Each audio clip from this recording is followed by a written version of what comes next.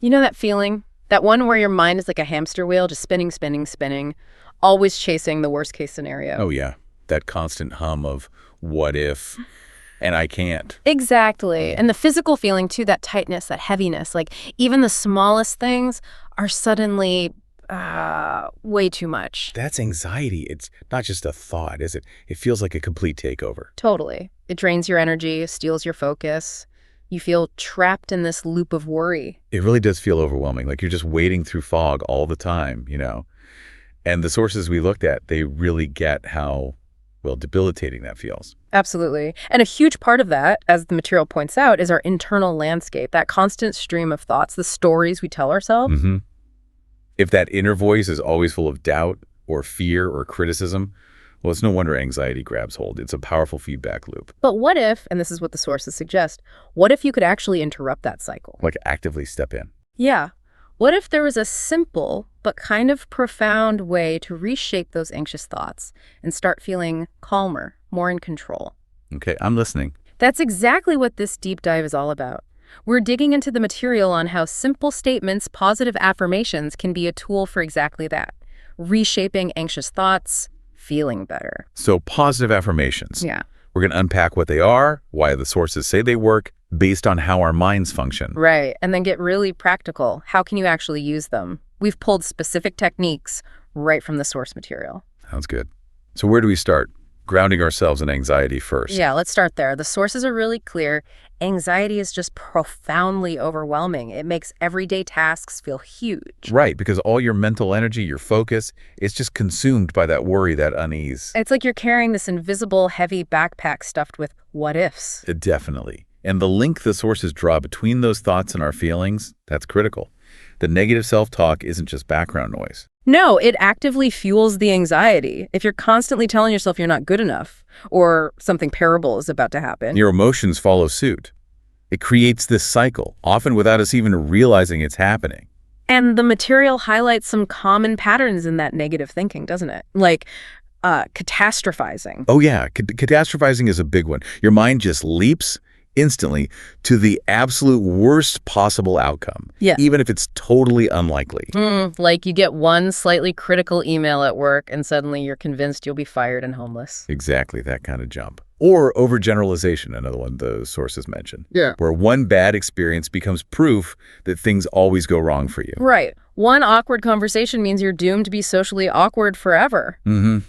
Then there's personalization thinking. Everything is about you, a reaction to you, and all or nothing thinking. The black and white thinking. Perfect or terrible. Success or total failure. No middle ground. Zero nuance. And these patterns, they can feel so automatic, can't they? Like they're just hardwired. Yeah, like you're just receiving these negative broadcasts. But here's the shift the sources talk about. That we have some agency. Exactly. Even though the thoughts feel automatic, the material suggests we can challenge them. We can reframe them. There are methods. Okay? And that leads us neatly into positive affirmations. Precisely. Right. So based on the material we looked at, how do the sources actually define them? They describe them as short, deliberate, encouraging statements. The key is they aren't just random positive thoughts that pop up. Okay. They are specifically chosen, picked out to actively challenge and replace those negative thought loops. The doubt, the fear, the self-criticism. So you're swapping them out. You're swapping them out with statements that build confidence, self-love, hope. It's like consciously installing new software for your brain. I like that analogy. Editing the script anxiety wrote. Exactly. Yeah. And the sources really dig into how this works. Yeah. It's not just wishful thinking. Right, there's a mechanism. Yeah. They explain that affirmations basically give your mind a new script, a different narrative than the old worries. And the sources really stress using the present tense. I am, or I choose. Exactly. That's key because it helps your mind accept it as a current reality, not just some far-off hope. You're stating it like it's true now. That makes sense. It feels more active, more immediate. It does. And here's where it gets really interesting, based on the research mentioned in the sources. Repeating these affirmations regularly can actually change your brain over time. Neuroplasticity. That's the one. The brain's amazing ability to rewire itself. The sources suggest that by consistently focusing on these positive affirmations, you're literally building and strengthening the neural pathways linked to those positive beliefs. So you're training your brain, basically. You're training your brain to lean towards positivity, It's not just psychological. The material points to a biological basis for how this practice can shift things. Wow. So you're interrupting those old negative pathways and building new, stronger, positive ones? Precisely. And the sources also mentioned something called the reticular activating system, the RAS. The RAS. Okay, tell me about that based on the sources. So think of the RAS as your brain's filter. It decides what gets your attention based on what you're focusing on, what you believe is important. Okay, like a spotlight. Kinda, yeah. The sources explain that when you consistently repeat an affirmation, say, I am capable, you're essentially telling your RAS, hey, pay attention to evidence of capability. Ah, so your brain starts looking for proof. Exactly. It starts scanning your environment, your memories, your experiences for proof that supports that belief. You start noticing the times you are capable, reinforcing the affirmation. That's fascinating. So the affirmation changes the lens through which your brain sees the world. Instead of just threats, you start seeing strengths. You got it. And there's a physiological benefit mentioned too. Using affirmations consistently can help lower stress hormones. Like cortisol. Yep, cortisol. Yeah. Which plays a big role in how anxiety feels in the body. Okay, so affirmations are powerful tools, backed by some science, according to these sources. But how are they different from just, having a positive thought? Good question. The material draws a clear line. A positive thought might just happen, maybe reactively. You do something well, you think, hey, I did okay, which is great. Right. But affirmations are intentional, proactive. You choose the statement, you craft it carefully, and you purposefully repeat it to actively change those deeper patterns. So it's about taking control of the narrative. Exactly. It gives you active control rather than just waiting for good thoughts to show up. That intentionality feels really important. It's a practice. Okay, so the sources give examples, right? Let's dive into some specifics for anxiety relief. They offer a whole range because anxiety shows up differently for everyone, right? For those really intense moments when you just need immediate comfort, like an anchor. Yeah, when you're right in the thick of it. Yeah. The sources suggest things like, I am safe and in control. Or maybe, this too shall pass. I inhale peace and exhale worry. Even just, this feeling is only temporary. Those sound like lifelines. Short, grounding, reassuring. Exactly. Designed to bring you back to the present and remind you the intensity won't last forever. Then there are affirmations for building long-term resilience. Okay, strengthening that inner foundation. Right, so you can handle things better over time. Yeah. Examples the sources give are, I am enough just as I am, or I love and accept myself. Those hit right at self-worth. They do also. I'm doing my best, and that is enough. I can handle whatever comes my way, and I trust the journey of my life. Those feel fundamental for shifting away from long-term anxiety, focusing on acceptance and inner strength. And the sources get even more specific, tailored affirmations. Yes, definitely. The material covers a lot of ground. For fear of the unknown, which fuels so much anxiety. Affirmations like, I trust in my ability to navigate uncertainty. Or framing it positively. Change is an opportunity for growth, and I welcome it. Nice. Challenging the fear by focusing on your own resources.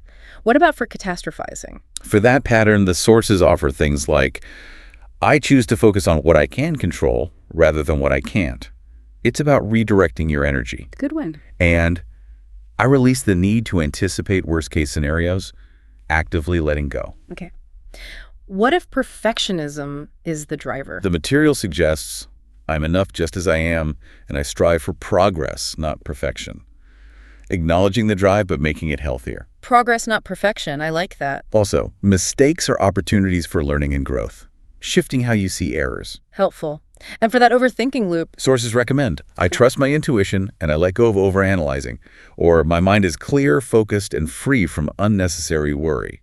Aiming for clarity and self-trust. makes sense. Social anxiety. Things like, I am worthy of connection and acceptance just as I am, and I release the fear of judgment and embrace my authentic self, targeting those core fears. Powerful. What about panic attacks? That intense experience needs specific handling. Absolutely. The sources suggest affirmations focused on navigating the moment. I trust in my ability to navigate through moments of panic. My body knows how to naturally regulate itself, and I am safe. Reminding yourself you can get through it. And reinforcing its temporary nature. This panic will pass, and I will emerge stronger. Okay. And for that more constant, generalized anxiety. Broader affirmations like, I release worry and embrace the peace within me.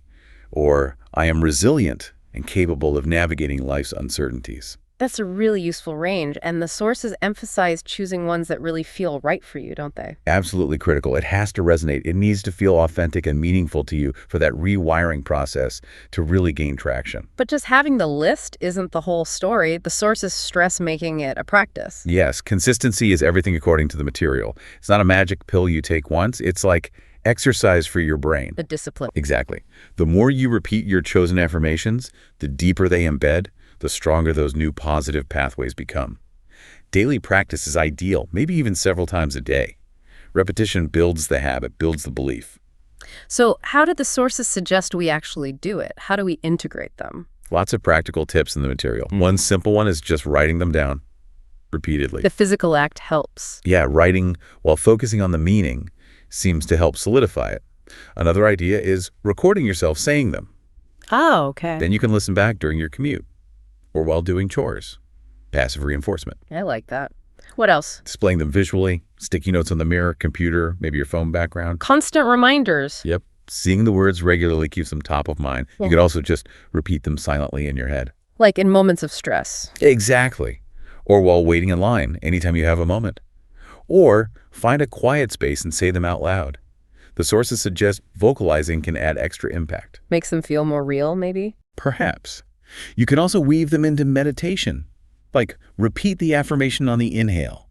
Release tension on the exhale. Nice integration. Starting your day with one is another tip, sets a positive tone.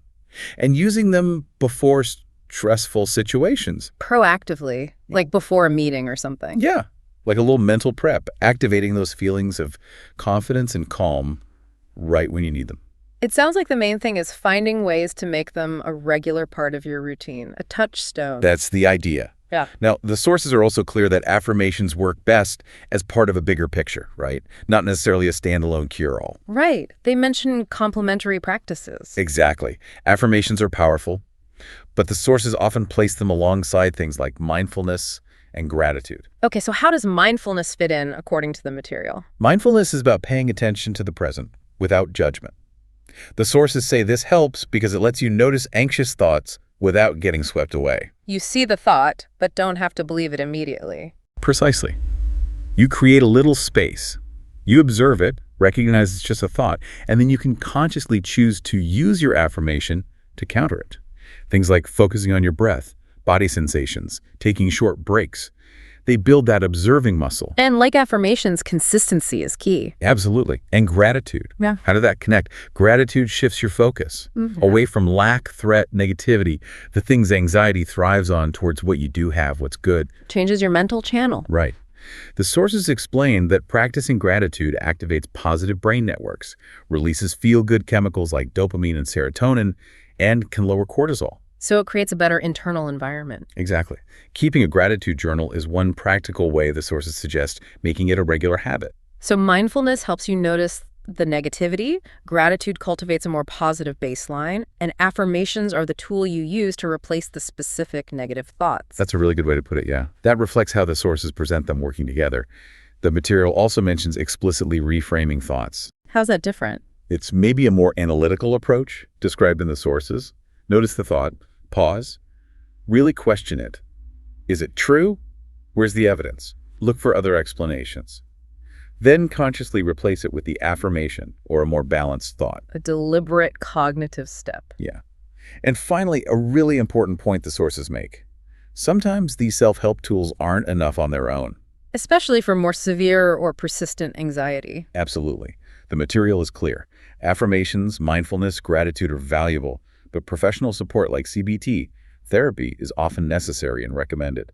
These practices are aids, complements, not replacements for professional help when it's needed. Okay, so pulling it all together from this deep dive, what's the core message about simple affirmations? The core idea, really, from these sources is that affirmations are a simple, accessible, but genuinely powerful way to actively shape your inner world. Taking the reins back from anxiety. Yes. By intentionally choosing and repeating positive statements, you can counter anxiety's narrative. You're essentially training your brain for more resilience, more calm, more self-belief. And the key takeaway isn't about erasing anxiety completely, right? No, it's about progress. It's about consistently shifting your dominant mindset, empowering yourself with a tool to face challenges with more confidence and peace. It's knowing you have agency over that internal script. You're not just stuck listening to anxious thoughts. And that final thought, considering everything the sources say about thoughts, feelings, neuroplasticity, if we can intentionally choose new thoughts with affirmations. What does that unlock? Not just for anxiety, but for your whole experience of life. Right. If you consistently focused on believing in your strength, your safety, your worth, what new possibilities might open up? Possibilities that anxiety might have kept hidden before. It's a powerful question to consider. Definitely something to think about. So we encourage you, drawing from this material, maybe try incorporating just one simple affirmation into your day-to-day. Choose one that feels right for you. See what happens. Explore its potential.